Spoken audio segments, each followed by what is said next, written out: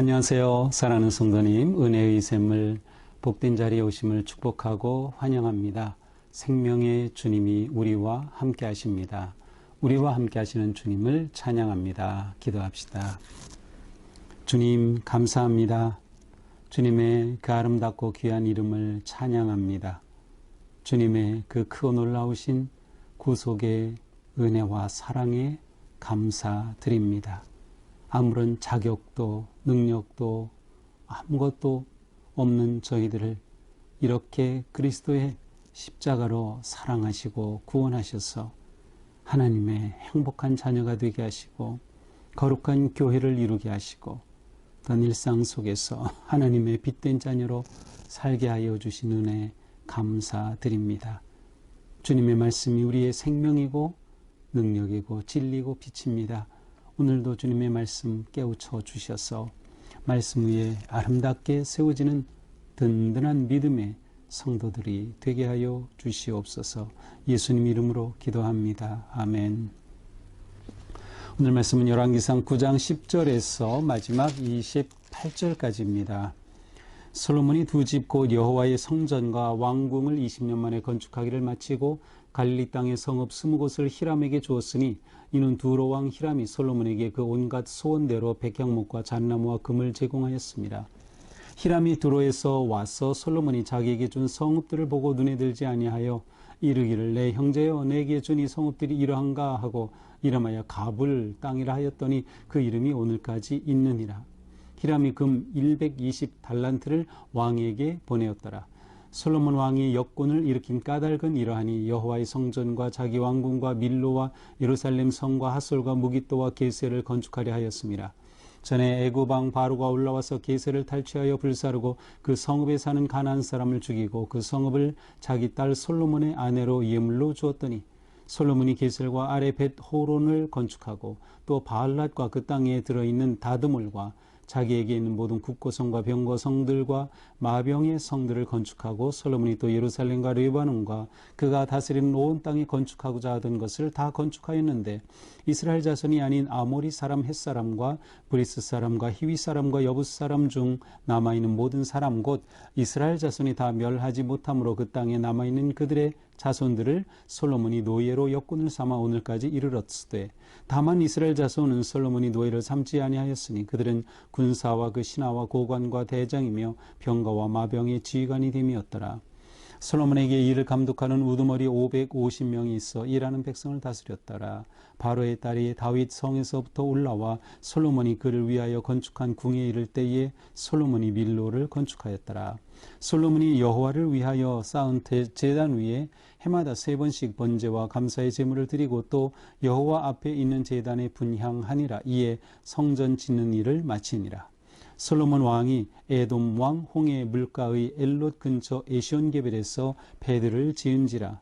히람이 자기 종 곧 바다에 익숙한 사공들을 솔로몬의 종과 함께 그 배로 보내매 그들이 오빌에 이르러 거기서 금 420달란트를 얻고 솔로몬 왕에게로 가져왔더라. 아멘. 자, 이제 모든 그 솔로몬의 건축이 다 끝났습니다.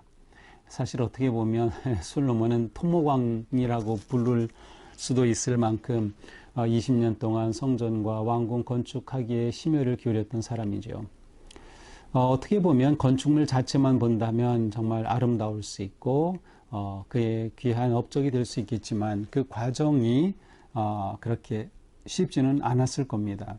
근데 이제 이렇게 모든 것을 마친 후에 이제 오늘 본문은 히람과 마지막 거래하는 그런 모습을 보여줍니다. 우리 처음 이제 성전 지을 때 성전에 지을 백향목이라든지 잣나무라든지 또 벌목하기 위해 벌목의 기술인 벌목꾼이라든지 또 성전의 기물을 만들 때에는 금 세공할 수 있는 그러한 기술자라든지 이런 사람들이 이스라엘에는 없었어요. 그래서 다 히람이라고 하는 두로의 그 왕이 원조했던 것을 우리가 보았죠. 자, 그래서 이제 솔로몬이 두 집, 그 성전과 왕궁을 20년 만에 건축하기를 마친 다음에 히람이 그것을 그렇게 잘 도와줬기 때문에 히람에게 그 보답으로 무엇을 줬는가 하면 갈릴리 땅의 성읍 20곳을 히람에게 주었습니다. 여기서 갈릴리 땅 성읍이라고 하면 성읍이 있다고 하는 것은 그 땅이 사람들이 농사를 지을 수 있고 살기에 합당한 지역이기 때문에 성읍이 있어요. 그런데 히람은 솔로몬이 준 이 성읍을 이제 도로에서 올라와서 한번 이렇게 시찰해 봤어요. 그랬더니 이게 자기 마음에 들지 않아요. 그래서 이 성읍을 보고 이 뭐야 이런 땅을 나한테 줬다고 그러면서 가불이라고 불렀어요. 가불은 무익하다, 버려진 땅이다 라는 뜻입니다. 자, 솔로몬은 두로왕 히람에게 하나님이 약속으로 주신 땅을 자기를 도와준 대가로 주었던 거예요. 이것은 옳지 않은 거죠. 하나님이 주신 약속의 땅을 이렇게 함부로 내줄 수 있나요? 이것은 무엇을 말하는가 하면 이미 솔로몬은 성전과 왕궁을 건축하면서 나라의 재정을 완전히 썼다는 것을 보여줍니다. 두로왕 히람에게 재정적으로 보답할 대가를 줄 능력이 없었기 때문에 성읍을 주었던 것이죠. 그러니까 성읍을 준 것 자체도 잘못이고 솔로몬은 이미 재정적인 그러한 어려움 가운데 있다라는 것을 간접적으로 보여주고 있습니다. 자, 이렇게 이곳을 가불 땅이라고 하고 오늘 본문은 이제 끝났지만 역대하에도 이 이야기가 나오는데 역대하에서는 이 땅을 그냥 솔로몬에게 돌려줍니다. 자기가 갖지 않고 내가 이 땅 가져봤자 뭐해라고 그냥 돌려줬다라고 돼 있지만 이제 이 열왕기에서는 그러한 내용은 없습니다. 자, 그런데 14절이 특이합니다. 히람이 금 120달란트를 왕에게 보내었더라. 아니 이렇게 하고 나서 히람이 솔로몬에게 120달란트의 금, 이 엄청난 양을 보냈다고요? 이것은 뭔가 안 맞죠. 이 땅을 좋아한 것도 아닌데 그 땅의 대가를 지불한 거 아닙니다.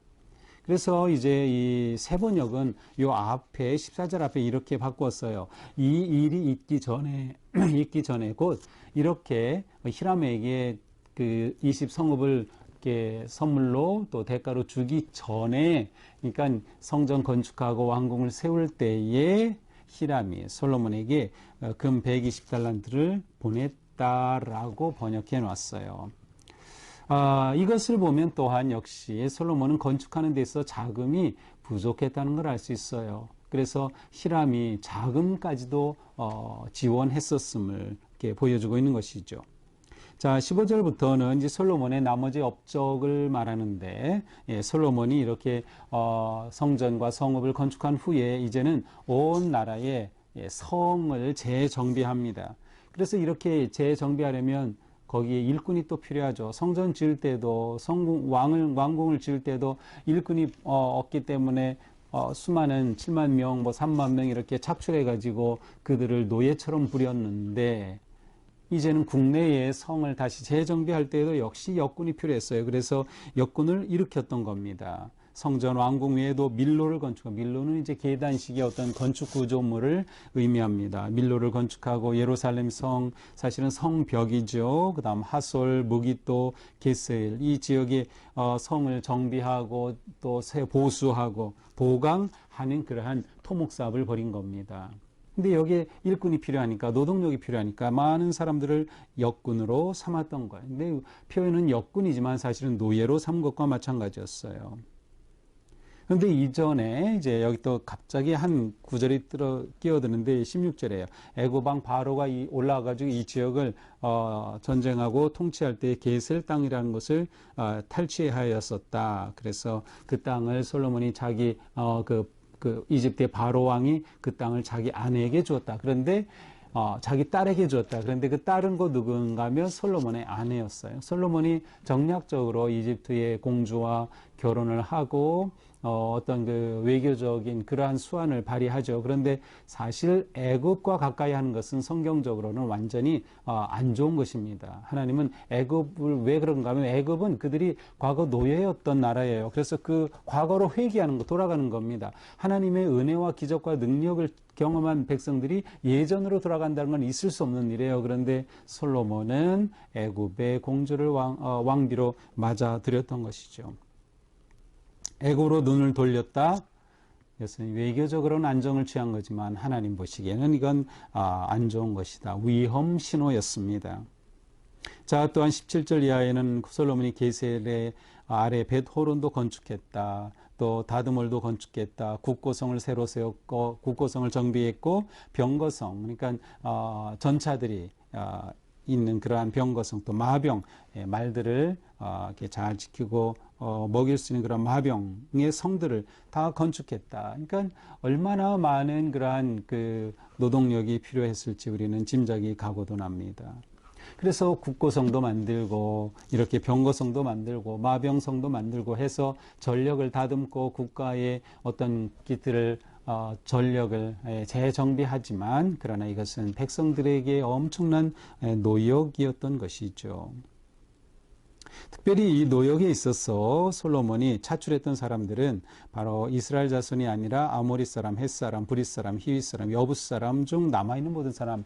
이 말은 이스라엘이 가나안 땅에 정착했지만 그 땅에 살던 원주민을 다 몰아내진 않았어요. 다 죽인 것도 아니에요. 그래서 그들이 남아있는 사람들은 이스라엘과 함께 거주하고 있었어요. 지금도 이스라엘에 가면 그 안에 아랍인들 같이 살고 있습니다. 우리가 예루살렘 하면 황금돔 있는 그 멋진 그러한 황금돔의 성전, 그것이 예루살렘 성전이 아니고 사실은 지금 이 아랍 사람들, 무슬림들의 그 집회 장소인 것이죠. 그러니까 바로 그 당시에 얘도 이렇게 이스라엘 가운데 이방인들이 섞여 살고 있었는데 그 이방인들을 다 이렇게 노예처럼 차출하고 부렸다는 것을 알 수 있습니다. 그들이 지금까지 남아 있었다. 자, 22절부터는 이제 그 외에도 유대인들은 이스라엘 사람들은 우두머리로 세웠고 그 우두머리 지휘관이 550명이나 되었었다. 24절은 바로의 딸이 다윗성에서부터 올라와 솔로몬이 그를 위해 건축한 궁에 머물 때, 그러니까 솔로몬이 궁을 이렇게 열심히 화려하게 지었는데 결국 이렇게 바로의 딸을 위해서 지은 거예요. 바로 딸만이 아니라 많은 여러 그런 공주들을 불러서 그 아내로 삼고 있었어요. 그래서 그들을 위해 이 집을 지으려고 성전보다도 더 오래 더 많이 드는 그러한 건축을 했던 것이죠. 자, 25절 이렇게 모든 것을 끝낸 후에 솔로몬은 1년에 3번 번제 감사의 제물을 드리고 여호와께 분향했다. 1년에 3번 하면 떠오르는 것은 이스라엘의 3대 절기죠. 이 절기 동안에 무교절, 칠칠절, 장막절, 무교절은 6월절과 함께 붙어 있습니다. 자, 이 세 절기에 아마도 이 세 절기에 솔로몬이 이 성전에서 제사를 드렸다.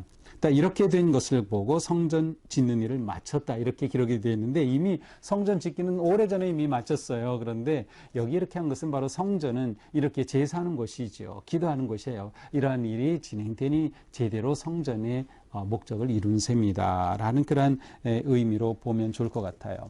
자, 26, 27절, 28절은 이제 솔로몬이 또 무역업을 새롭게 전개하고 또 해양을 통한 무역업을 전개했어요. 아주 특이한 일인데 26절에 보니까 홍해 물가 엘롯 근처 에시온게벨에서 배를 건조까지 했어요. 누구의 도움이 필요했을까요? 그렇죠. 히람의 도움이 필요했어요. 그래서 히람과 함께 이렇게 배를 건조해서 그 홍해를 통하여서 아프리카 지역, 아라비아 지역의 여러 지역과 문물을 교류하면서 무역업을 일으켰던 것이죠. 여기 에시온게벨이라고 되어 있는데 지금도 에시온게벨 그 지역은 아카바만이라고 요르단이 이제 그 홍해가 이렇게 뾰족하게 남쪽으로 되어 있으면 서쪽으로는 이집트가 있는데 그쪽 홍해 말고 반대쪽 홍해입니다. 그래서 뾰족하게 된 오른쪽에 바로 요르단과 이스라엘의 접경 지역이 바로 이 가장 뾰족한 지역입니다. 그래서 그쪽으로 가면 지금도 이스라엘 땅이에요. 에일랏이라고 되어 있고 그곳에 아주 경치도 좋고 좋은 호텔들이 그곳에 많이 있습니다. 바로 이곳을 말해요. 그래서 이곳에서 배를 건조하고 그래서 히람과 함께 사공을 가지고 무역업을 해서 무엇을 했어요? 무엇이에요? 28절 5일까지 가가지고 금을 가져왔다. 420달란트를 얻어서 솔로몬에게로 가져왔다라고 되어 있어요. 그래서 이 솔로몬은 해상 무역업을 통해서 또한 여러 가지 보물과 금을 이렇게 사들였다는 것을 보여주기도 합니다. 자, 이것이 오늘의 말씀이죠. 자, 오늘 말씀은 겉으로 보기에는 솔로몬의 아주 대단한 업적입니다. 솔로몬의 치적이에요. 성전을 세웠고 왕궁을 세웠고 이제는 국가의 성을 재건하고 아주 제대로 일을 하는 것 같지만 어쩌면 그 뜻은 좋았을지 모르지만 이것은 정말 백성들에게는 피눈물 나는 그러한 고통이었음이 분명합니다. 왜냐하면 이것이 빌미가 되어서 나중에 솔로몬은 왕위를 아들에게 온전히 물려주지 못하고 나라가 반쪽으로 두 쪽으로 나고 말았어요. 그래서 반쪽 남유다만 아들 르호보암에게 물려주게 되죠. 바로 이 원인이 여기 있는 겁니다. 아주 이것은 솔로몬에게 있어서는 아주 위험한 요소였어요. 그래서 솔로몬의 이룬 이 업적이 치적이 치욕이 되느냐, 그것은 솔로몬이 어떻게 이러한 업적을 성취해 갔느냐에 따라 결정이 될 겁니다. 가장 중요한 것은 뭐예요? 가장 중요한 것은 하나님께 순종하는 겁니다. 솔로몬이 자신이 이룬 이런 모든 업적을 보면서 내가 이렇게 이루었다 하지 않고 이것은 하나님이 주신 은혜 때문이다. 하나님께서 아버지 다윗과 약속하셨고 약속을 지켜주신 은혜 때문이다 라는 것을 알고 그가 하나님 앞에 무릎 꿇기를 멈추지 않고 하나님의 뜻대로 순종하며 살았다면 어제 말씀처럼 그렇게 오직 여호와의 말씀을 지키고 순종한다고 하면 그의 치적은 정말 업적이 될 수 있었을 겁니다. 그러나 그렇게 되지 못한다고 하면 그의 치적은 치욕이 되고 말 것입니다. 순종으로서만 모든 업적은 진정한 가치를 지닐 수 있게 된다. 자, 우리는 하나님의 약속의 은혜 아래에 거하고 있어요. 그런데 솔로몬은 그 약속의 땅에 거하면서 하나님이 주신 그 땅을 히람에게 그냥 넘겨주었던 거예요. 완전히 잘못된 거죠. 하나님의 약속의 땅을 거래했다. 이건 잘못이에요. 하나님의 언약은 거래 대상이 아닙니다. 우리는 오직 하나님의 은혜를 입을 뿐이에요. 선물을 받았을 뿐이에요. 그래서 우리는 하나님을 사랑하고 예배하고 헌신할 뿐이지 거래하는 게 아니에요. 내가 이렇게 선행을 했으니 나에게 하나님이 은혜를 주시고 그것은 완전히 복음이 뒤집어진 거예요. 하나님은 우리를 무조건적으로 사랑하실 뿐이에요. 그리스도 안에서 우리를 구원해 주셨을 뿐이에요. 우리의 힘으로 아니죠. 그러니 우리는 내 업적을 내세울 게 아무것도 없다. 그래서 중요한 것은 뭐예요? 하나님의 언약은 순종해야 할 것이지 거래 대상이 될 수 없다라는 것이죠. 솔로몬은 어떻게 보면 좋은 목적으로 보이긴 하지만 그의 이러한 이루어가는 과정은 그렇게 올바르지 못했던 것 같습니다.